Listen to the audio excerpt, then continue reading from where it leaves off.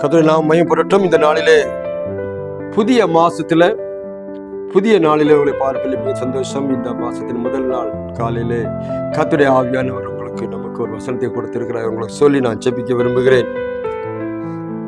ஏசாயா புஸ்தகம் 33ஆம் அதிகாரத்துல 17ஆம் வசனம். ஏசாயா 33:17.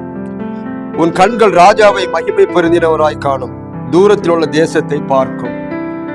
இந்த காலை வேளையிலே ஆண்டவர் சொல்லிற ஒரு வசனம் என்னன்னா, ஏசாயா சொன்ன வசனம், உன் கண்கள் ராஜாவை காணும், மகிமை பொருந்தினவராய் காணும், தூரத்தில் உள்ள தேசத்தை பார்க்கும். அது மாத்திரமில்ல, இன்னும் பல ஆசீர்வாதங்களை வைத்திருக்கிறார். இந்த நாளில இந்த காலத்து வேலையில அருமையானவர்களே, ஒரு புதிய மாசம் பிப்ரவரி மாசம் தொடங்கிடுச்சு.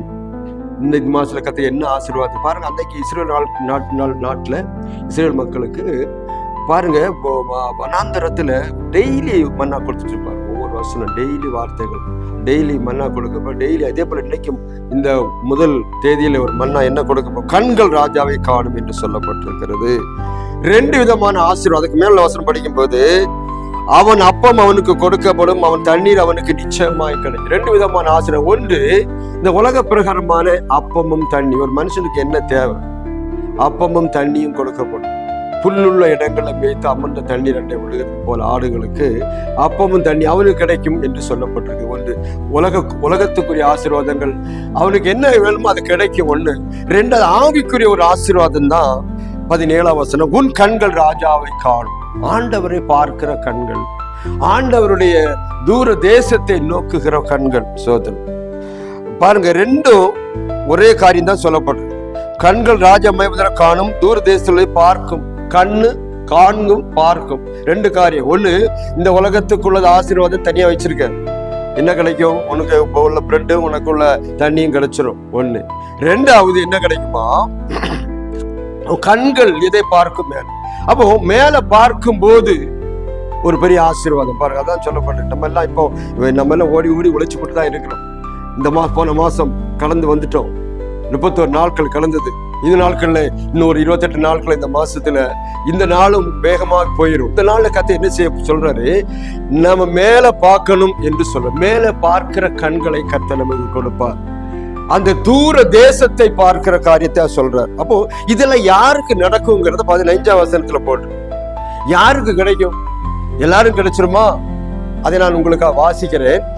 நீதியாய் நடந்து செம்மையானவர்களை பேசுகிறவன், இடுக்கண் செய்வதால் ஒரு ஆதாயத்தை வெறுக்கிறவன், பரிதானம் வாங்காதபடி கைகளை உதறுகிறவன், இரத்த சிந்தாதவருக்கான யோசனைகளை காணாதபடி செவி அடைத்துக் கொள்கிறவன், பொல்லாப்பை காணாதபடி தன் கண்களை மூடி. இவ்வளவு காரியங்கள். செம்மையாய் நடந்து, இடுக்கண் வராது, மற்றவர்களுக்கு கெடுதல் பண்ணாம, பரிதானம் வாங்காம, லஞ்சம் வாங்காம, மற்றவர்கள் காரியங்கள் செய்யாம இருக்கிறவர்களுக்கு அவனுக்கு எல்லாம் கிடைக்கும். அவன் ஆசீர்வாதம், உலகத்துள்ள ஆசீர்வாதம் கிடைக்கும், பரலோகத்தின் ஆசீர்வாதமும் கிடைக்கும். அந்த 2 காரியத்தையும் இந்த மாசத்துல கர்த்தர் உங்களுக்கு செய்வேன் என்று கர்த்தர் சொல்லுகிறார். அருமையானவர்களே, நாம் எவ்வளவு பிரயாசப்பட்டு கொண்டிருக்கிறோம். இந்த நாட்கள்ல ஒன்றும் நடக்கலையே. போன மாசத்துல கூட எங்களுக்கு ரொம்ப பிரயாசப்பட்டோம், ஒன்றும் என் காரியங்கள்ல வாய்க்கல, கஷ்டம் வருன்னு நீங்க நினைச்சீங்கன்னா, இந்த நாட்களை கர்த்தர் சொல்லுகிறார், உங்களுடைய வசனத்தின்படி 15ஆம் வசனத்தின்படி 33:15 நடந்தால் பாருங்க, 16, 17 உள்ள ஆசீர்வாதங்கள் வரும். உலகத்துக்குரிய ஆசீர்வாதம். அவனுடைய அப்பம் அவனுக்கு கிடைக்கும், அவனுடைய தண்ணீர் அவனுக்கு நிச்சயமாய் கிடைக்கும்.